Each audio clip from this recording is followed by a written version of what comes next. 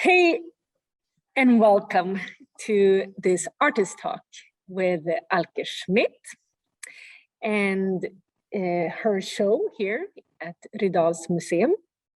My name is Linda Tedsdotter, and I'm an artist and curator, and I have the pleasure to have this talk with Alke.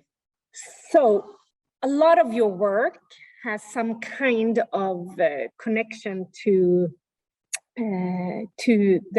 some different kind of environmental issues, and even works here, but as well earlier works and later works.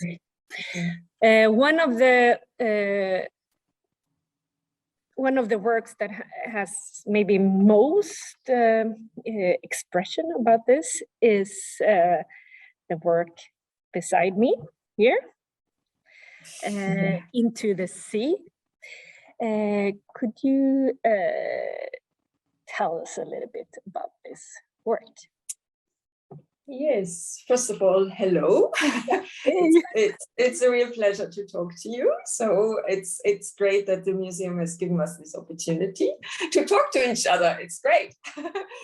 So yes, this piece is it's interesting artistically because it's kind of a development from earlier pieces, but it's also a new topic compared to these earlier pieces. I had been experimenting with using fabric as a sculptural material. And so that, if you stiffen it, say with acrylic medium, you can fold it, and then if it's coated in the acrylic, it will stay in that fold. So, and there's other pieces in that exhibition where I've used that, making a wall-based work, and then it's like a relief. It's 3D, but it hangs on the wall. And I always, when I was making these things, I said, well, it would be nice one day to make a truly three-dimensional work. That was at the back of my mind. And then when I was asked to do the exhibition in Rydals Museum, of course, I wanted to make some new pieces. And some pieces that reflected Rydal and talked about Rydal and what's going on in Sweden, but also there had been a lot of attention in the media everywhere about the impact on the environment by fashion through microplastics pollution, and how when we wash polyester clothes, there's these little tiny bits of plastic that get washed out with the washing and land in the sea eventually. And the statistics were quite staggering. I mean, I think sorry for looking at this, I cannot remember numbers. I looked it up for the United Kingdom, and it said, well, globally, polyester accounts for 51% of all fiber production in the world. That's a lot.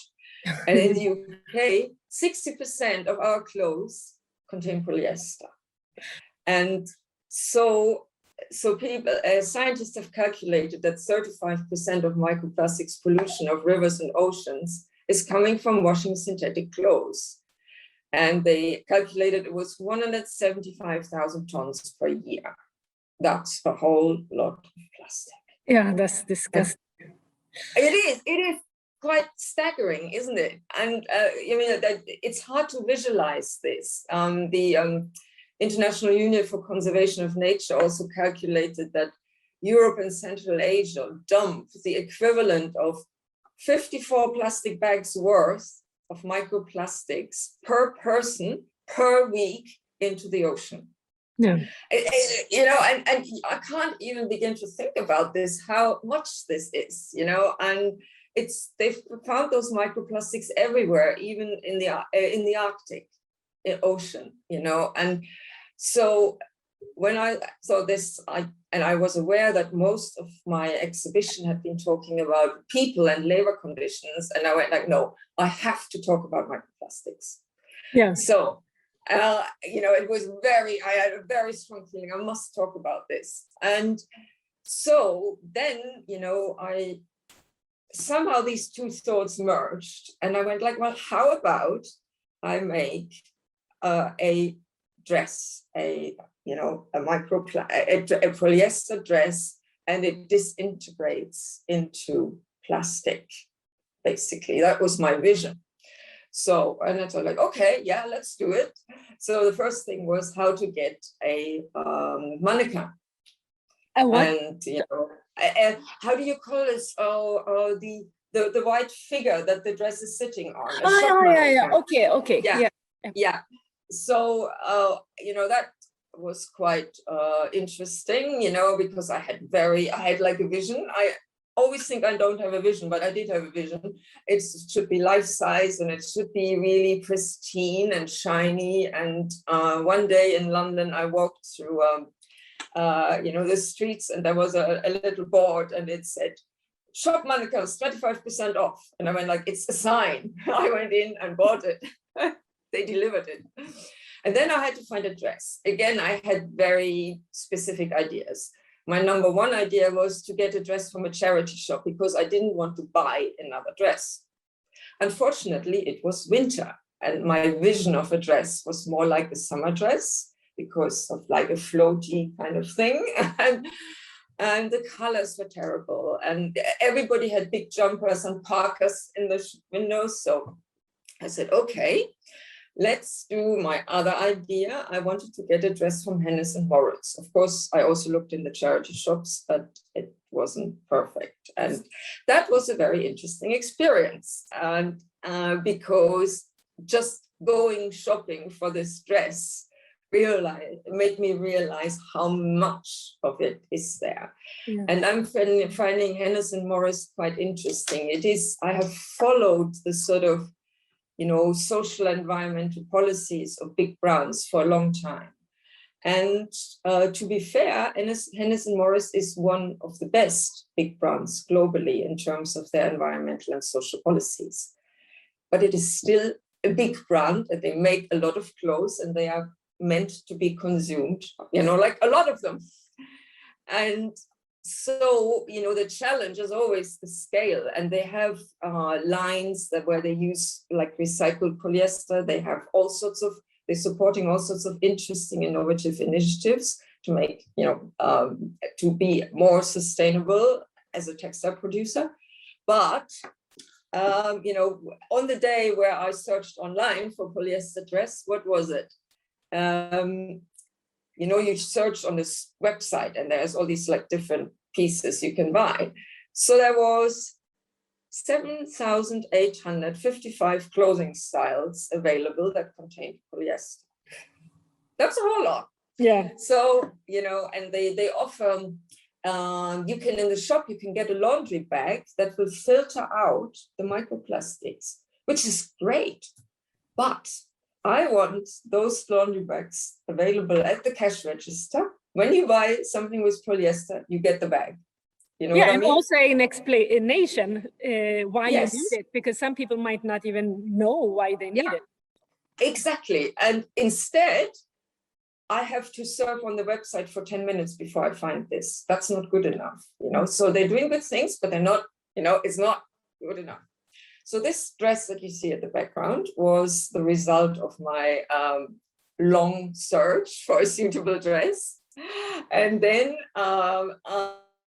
I put it on the mannequin, and I started destroying it, kind of. I cut into it and all around it. And then I had a ready supply of plastic bags that I found everywhere in green and blue, sort of sea-colored.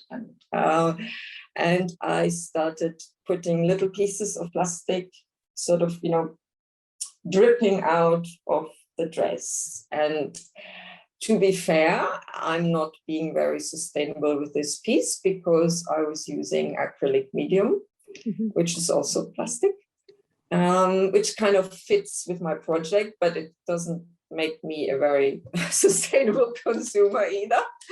So but it had a very lovely effect. And, when you can close, you can see it sort of looks a bit like the sea.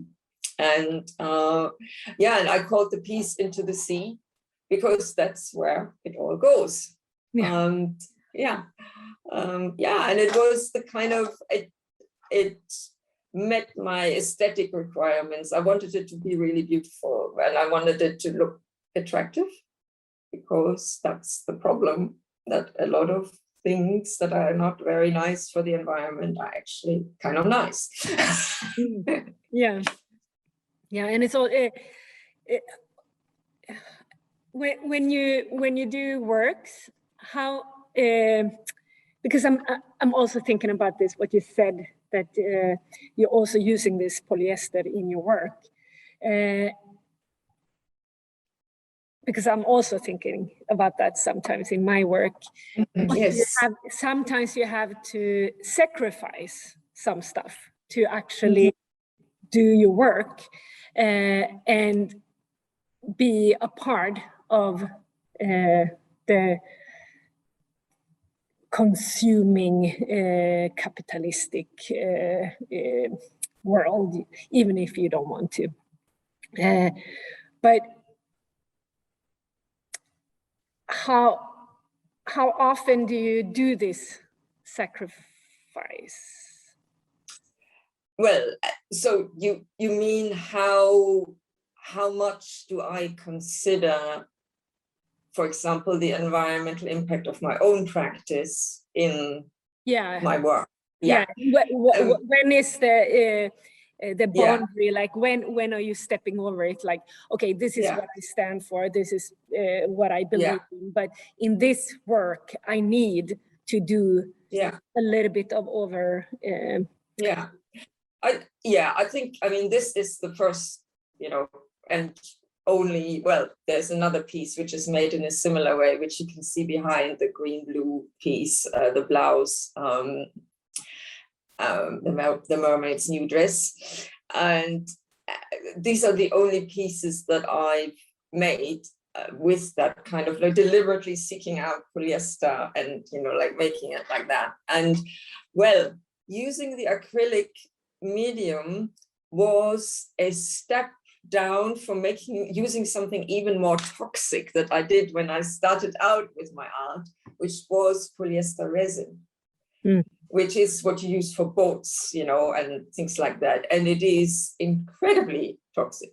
You have to, when you apply it, you have to wear like a really full-blown chemical mask, and I made a couple of pieces of that as a student, and they were really nice, and everybody loved them. And, people telling me, can you do more? And I said, no, I'm not doing this anymore. This is ridiculous, and so this is one step better. But I am very aware that,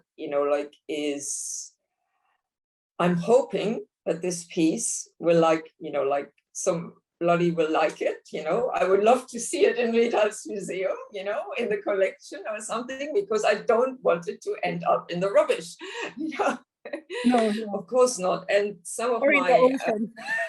Yeah, exactly, in the ocean. The wall-based pieces, they can hang on the wall. They're not meant for destruction. They're meant to be durable and to last for a long time, right? So I'm not so concerned about this, buying something, using it for a very short time and throwing it out.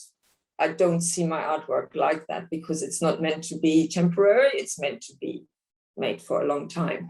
But there are other aspects of my work where I think it's more in line what I sort of think as a citizen. For example, I use a lot of things that I find, and I keep everything. I mean, it's completely ridiculous, like every single scrap.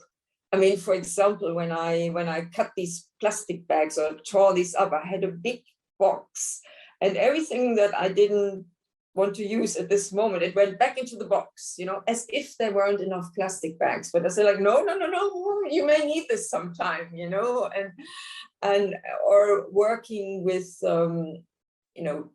with fabrics that I get, like people give to me, and waiting for it's almost like I put them in a box and I wait for the time when they are coming up for the right piece to be used, you know. So my husband always says, oh, you know, like you collect too much stuff. And I'm like, no. One day this may be a piece of having a role in some art materials, you know. And now when you buy canvas, I mean, for, you know, making canvas paintings, you can buy organic materials, you know, which is great. You know, that didn't exist 10 years ago. So there's some progress there as well. So I guess it's I'm having a mixed record.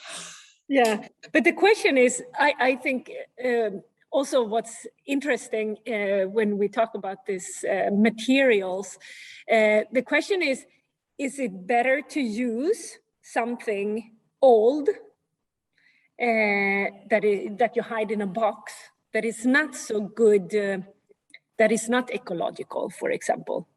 Or is it better to go and buy something new that is ecological? What is the best for the climate? Because for example, all the cars, you know, they are producing a lot of new cars that should be better for the environment.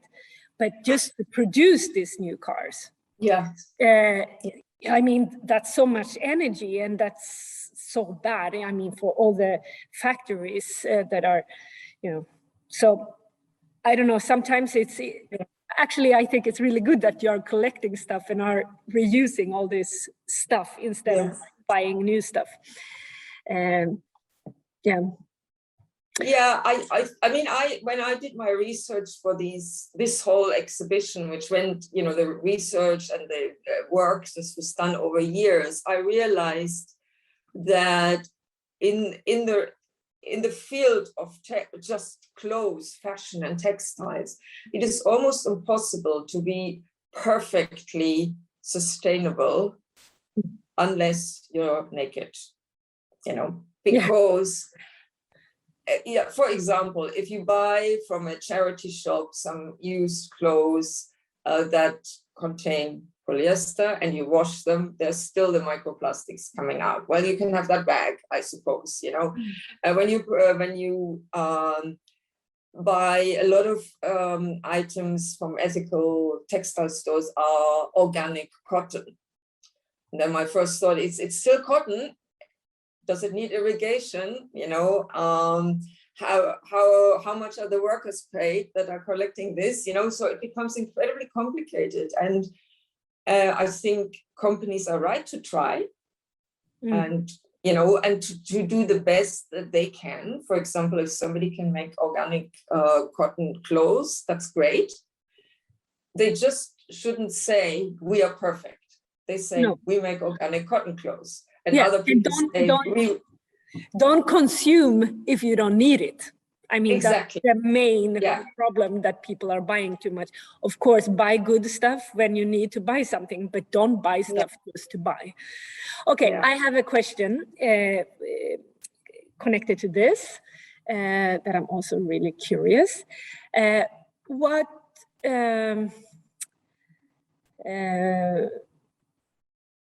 do you think that you as an artist have the power to change with your work? Well, lots of us asking ourselves this question, right?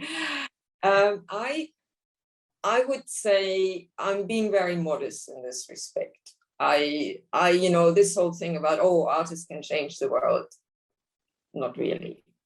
But I think artists can, with their work, they can have a communication with viewers, and there will be, not just there may be, but from what I've heard over the years, from reactions to my exhibitions, there will be some individuals that were engaging with the work, starts them to think about something, and that, you know, like they learn something new, or maybe they suddenly have something going on in their brain, they change their mind about something, or they think, or, you know, I had several people, the reaction was like, yes, I kind of knew this was going on, but, you know, like seeing your exhibition I have now decided, I mean, I had people writing to me, you know, like, I am no longer going to buy, you know, like so many clothes, or I'm going to every piece that I buy, I'm researching, you know, like how it is made, and you know, whatever people are wanting to say, you know, and or I remember there was a lawyer. She said she was a lawyer. She came to see the exhibition and she burst into tears. And she said, all these things I know because I've read it written down, but seeing it in a piece of art affects me differently. It affects me emotionally, and it touches my heart and not just my brain. And I thought these comments were really encouraging for me as an artist, because then you can see, well, yes, I managed to have a communication with people, and you know, people do take something in of the kind of message that I'm putting out. You know, that's nice. I don't oblige people. That's the beauty about art. They can look at it and just say it's a beautiful painting, or it's a nice sculpture. I don't mind that. But if people, I mean, what I would like to do as an artist is that people like the work aesthetically. They want to see it, they want to engage with it, and that draws them in, and then they can find out about the stories behind the work.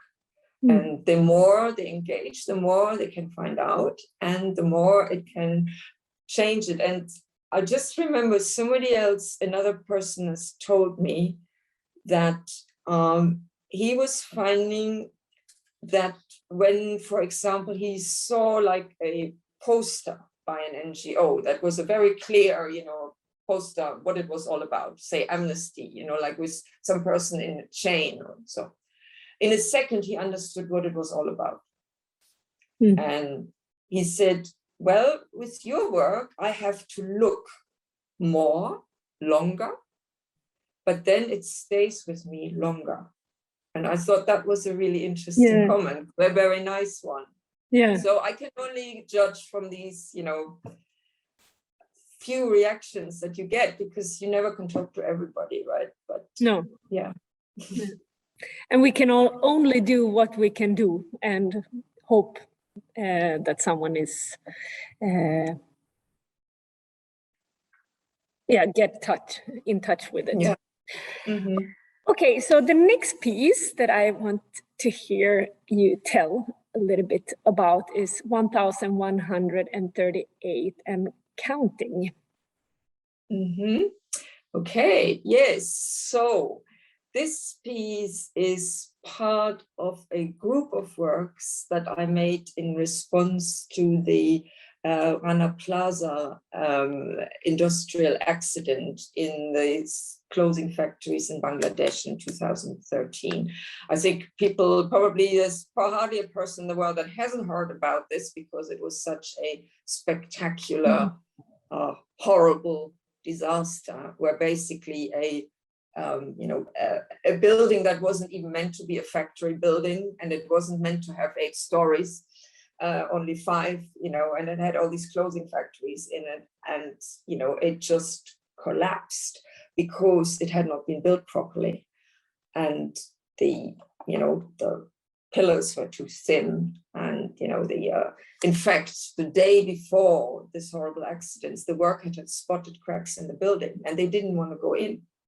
And their managers said, no, you have to go in, because they are these companies that make our clothes in Western markets. They're under so much pressure to deliver, you know, on time, very quickly.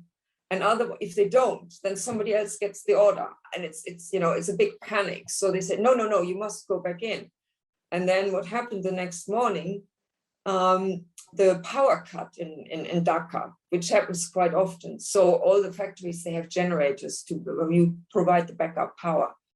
So the generator went on, and the generator makes a lot of vibrations. So you had the vibrations of the generators, and you had the vibrations of 2,000 sewing machines going on.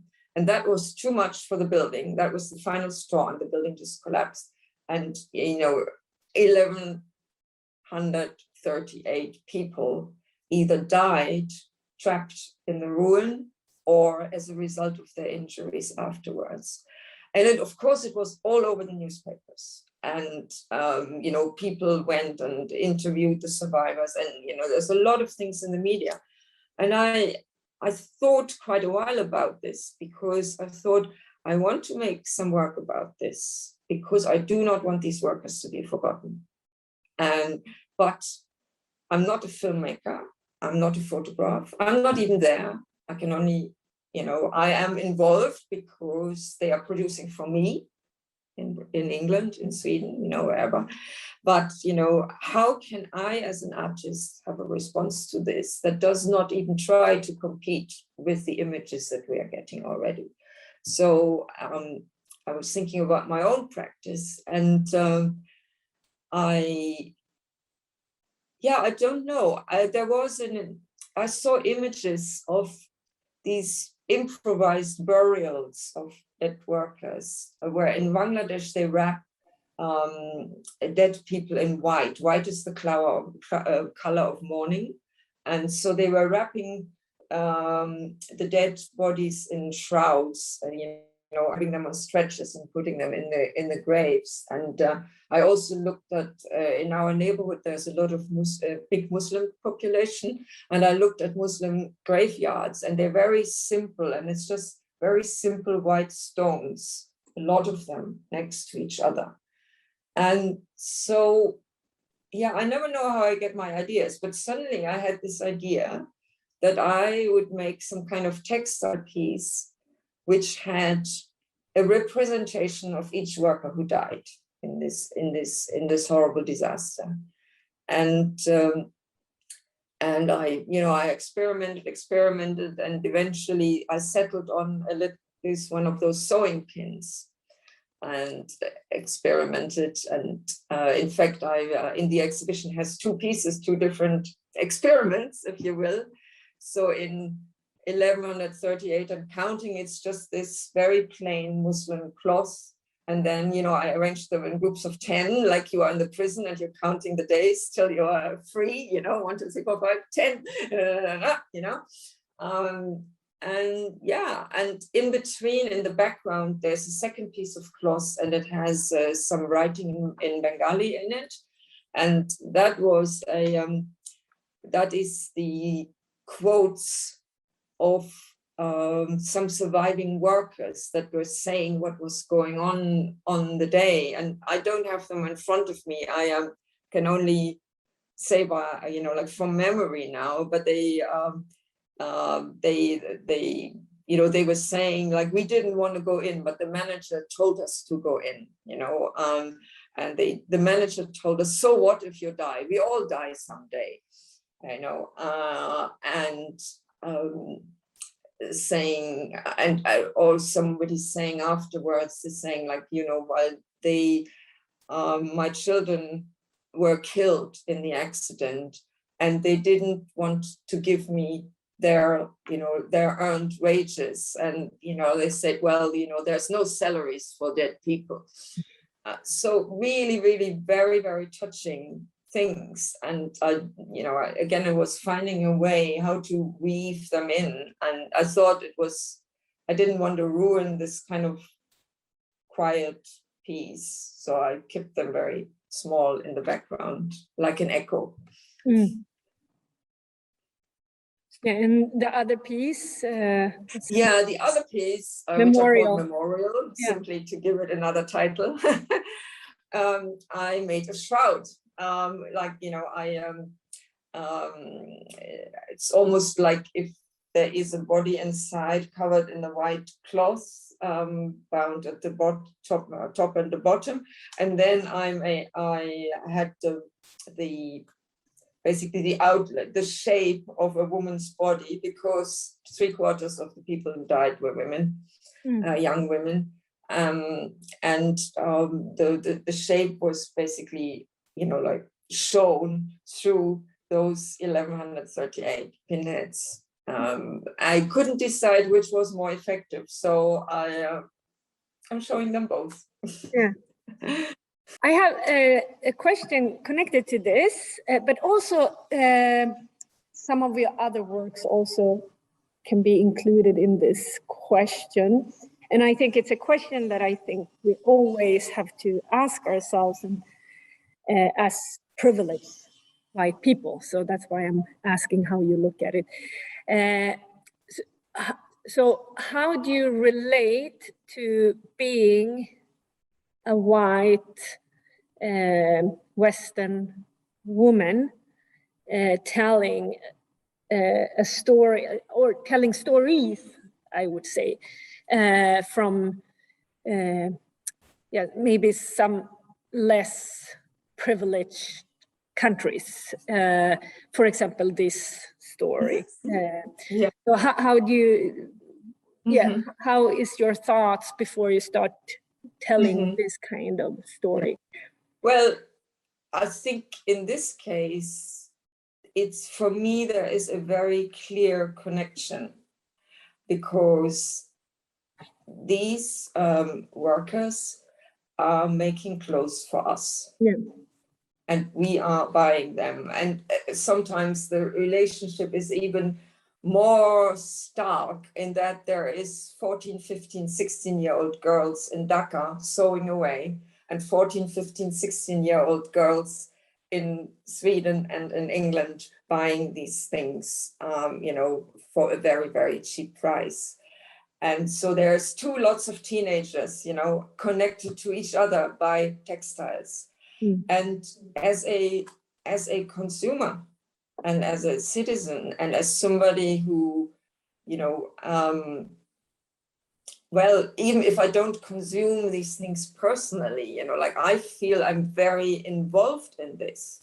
Without me and my fellow citizens, these people wouldn't be making these clothes. And what was very interesting in the aftermath, a lot of people in the West were saying, boycott. We boycott all these brands that will, that are using these shoddy factories, and that's just unacceptable, blah, blah, blah. Yes, it is unacceptable. But the Bangladeshi workers and their trade unions were saying, please do not stop buying. What we want is a safe building and a fair salary and good working conditions. That's what we want. But the export industry in Bangladesh, the whole of Bangladesh, is so dependent. It's a very unhealthy dependence on textile production that you cannot cut them off, And of course, the whole system of consumption needs to slow down a lot. But if we produce a bit less and pay workers more, maybe it's not so terrible. And so I really feel that I want to speak out on this because I'm part of this. And I want, and it's funny that you've picked those two pieces, because those are the ones that I think I've heard the most reactions from people who really felt like, it was it was an anniversary of the Rana Plaza disaster. This year, I put a photo of one of these pieces on Instagram and just reminding people what had been going on and what was going on with COVID and everything. And people said like, yes, oh my God, as if they had like another wake-up call. I must not forget this. I must not stray from the ideas I had some years ago, So they're obviously quite effective, but, yeah. Yeah, it's really amazing how fast people are forgetting, anything, different kind of disasters. Just now, latest, we've had Corona, and as soon as people get their shots, they're gonna go out travel again. Like they haven't learned anything. It's like, okay, let's keep destroying the world. I don't care because I need to go to Thailand. Yeah. But I think I'm not getting too depressed about this, because you have to. For example, if you look at labor history, the history of the workers fighting for their rights, it's always a long struggle, and there are victories. And the minute you think you have everything, it slides back and becomes really bad again. But you realize it's always worth fighting for something, because if you don't, it's just going to get worse and worse. And so you have to keep trying. That's what I'm telling myself. You just have to keep trying. Yes, and reminding. Yeah, and reminding. Yeah. And of course, it would have been nice if I had had the chance to meet one of those survivors in Rana Plaza in person. Yeah. But in fact, I was working with an NGO who was doing just that. And the lady came to give a talk in the museum where I exhibited in 2014 in London. I invited her to come and give a talk, and she had just been back from Bangladesh. She was not Bangladeshi, but she was talking to her, like these people and also the union representatives in Bangladesh. That was as good as I could get it, But you have to realize your limitations. I asked I got some grant funding to prepare for this, and I asked, so do you think I could put in proposal to go to Bangladesh? Yeah. And talk to people and look at the site, and they were like, don't even try, we're not going to do it. I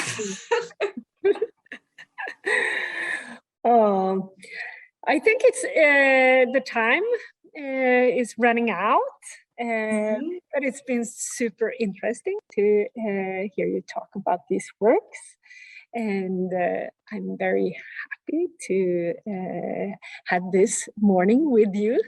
So